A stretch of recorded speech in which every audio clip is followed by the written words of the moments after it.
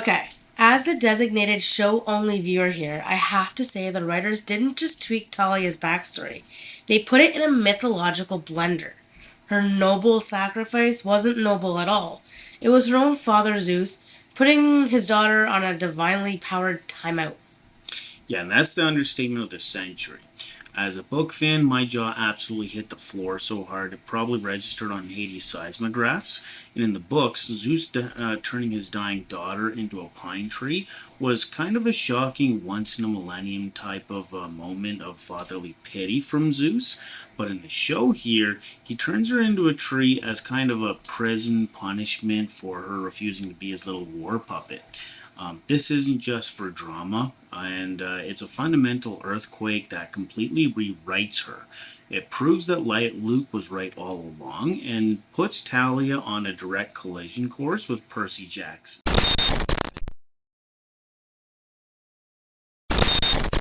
Hold on.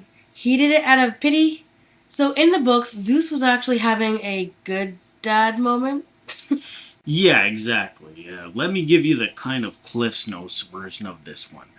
That book readers have cherished for almost 2 decades. In the original telling, Talia's story is a classic straight up tragedy of heroism.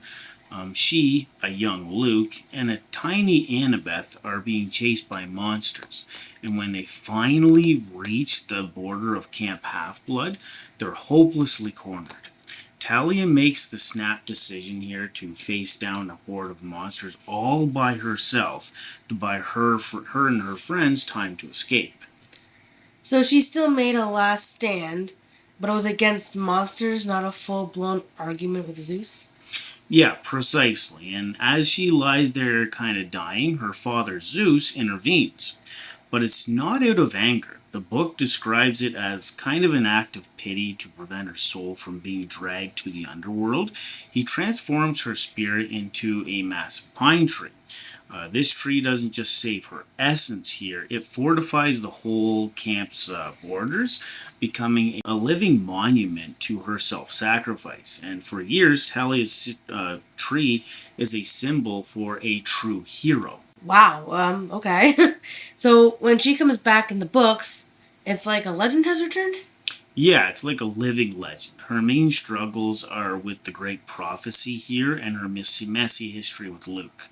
She's cautious around her father, as I understand it, though I myself have only on book 3. But there's no deep personal kind of grudge from him literally punishing her. Her story was more about a hero struggling with a destiny that she never actually wanted. That was the Thalia that we knew. But the show decided to take a whole new outlook on this story and basically light it on fire.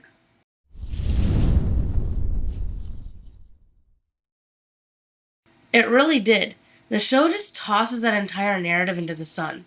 The flashbacks revealed that this is a much grimmer reality. Her final stand wasn't against a random pack of monsters. It was a face-to-face confrontation with Zeus. The Furies told her Zeus had chosen her to be his champion in the coming war against Kronos. It was a direct order. And Thalia, in an incredible act of defiance that the show created, basically told the king to get lost. And her loyalty wasn't to Olympus at all. It was to the two terrified, cowering kids behind her, Luke and Annabeth. She chose her family. And Zeus did not handle rejection well at all. This wasn't pity, it was a divine temper tantrum. He turned his own daughter into a tree, not to save her, but to imprison and neutralize her for her disobedience. What a father. Yeah, and Chiron kind of had to become a spin doctor on this one. He cooked up this PR-friendly lie about heroic sacrifice to cover up an ugly, tyrannical truth. So when Thalia is revived in the show, she isn't a returning hero. She's an escaped prisoner. Her first moments back are pure, unadulterated chaos, an uncontrolled lightning scream of "Never!"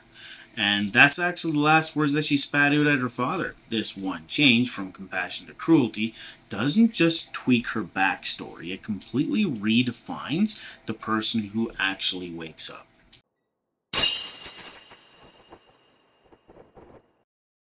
So what does this mean for her character?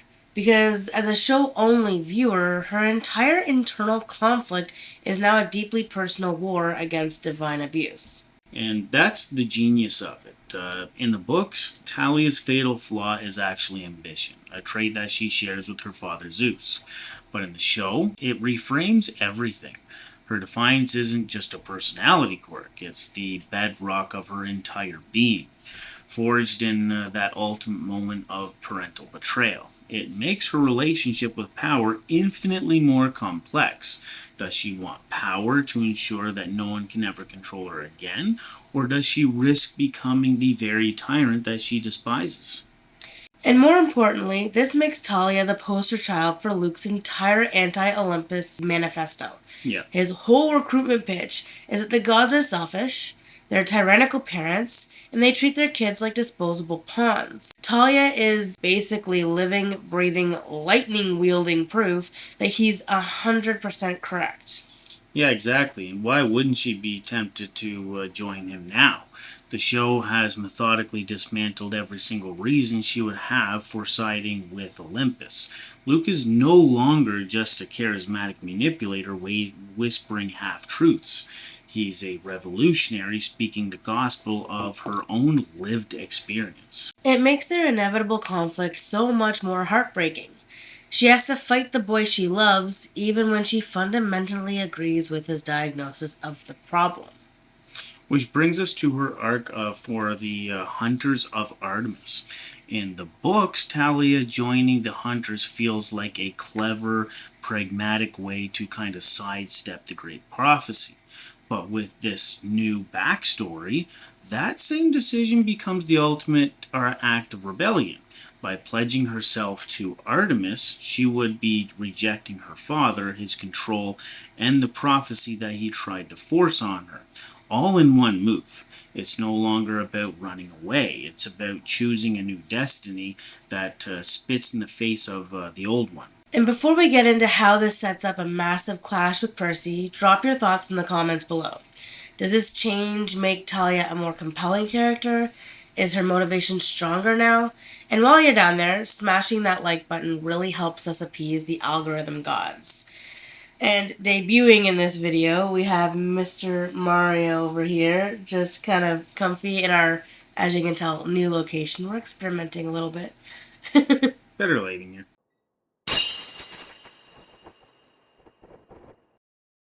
Thalia's new origin, it doesn't just alter her, it completely redefines her relationship with Percy.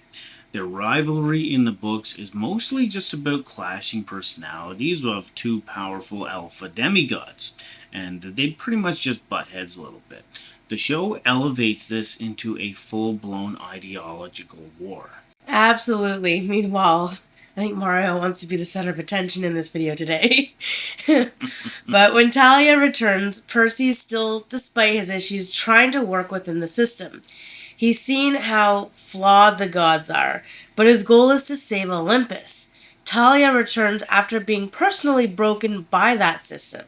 She's every reason in the books to want to watch it burn. And then this flips the entire dynamic of the Great Prophecy. It's no longer just a race to see which kid of the big three turns 16 first. It's now about which ideology wins the soul of their generation. Will it be Percy's path to reform from within, or Thalia's more radical view of the entire system, which is broken beyond repair? The showrunners have explicitly said that this change makes her a believable threat to Olympus itself. And who is stuck right in the middle of this ticking time bomb? Annabeth. Her position becomes infinitely more tragic. She's trapped between Percy, her new family, and Thalia, the sister figure who was brutally punished for the crime of protecting her. Thalia's return isn't a happy reunion. Unfortunately, it's the return of a living, breathing monument to their trauma. Yeah, and it's the reason why their original trio failed in the first place. And the exact reason why Luke turned his back on them anyway. Annabeth is now forced into the impossible role of mediator between the two people that she loves the most, who are on opposite sides of a fundamental moral divide. And you can't ignore the raw power display. Her revival was violent and explosive. That blast of lightning that knocks Percy flat is a massive red flag that she's not stable. She's a powder keg of righteous resentment with sky god powers, and she's just been handed a match, essentially. Yeah, and where Thalia originally settles into camp life, eventually in the book anyway, show Thalia is immediately positioned as a wild card. She isn't just a new camper, she's a political and physical threat to the very stability that Percy has been fighting to maintain.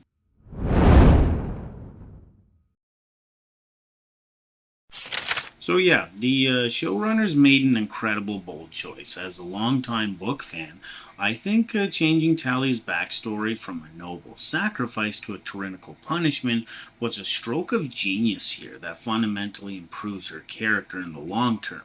This wasn't a tweak, it was a complete thematic overhaul. And as someone new to this universe, it gives her an incredibly powerful and personal justification for her rage. It transforms her from a simple hero into a full blown rebel with a cause.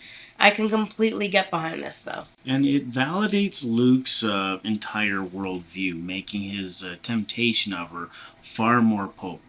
The most important thing about this is it recasts her rivalry with Percy not just as a simple personality clash, but as a high stakes ideological war for the future. Talia's return no longer feels like it's just setting up the next adventure. It feels like the opening shot of a civil war for the soul of their generation. What do you think this new dynamic means for the next quest? Will Thalia be an ally, an obstacle, or something far more dangerous? Yeah, let us know your biggest predictions for Season 3 in the comments below. Yes, I'm actually getting extremely hyped for Season 3. I cannot wait. But as always, if you love breaking down the lore of Percy Jackson, make sure you subscribe and ring that bell, and don't miss our next deep dive. And we'll catch you on the next one.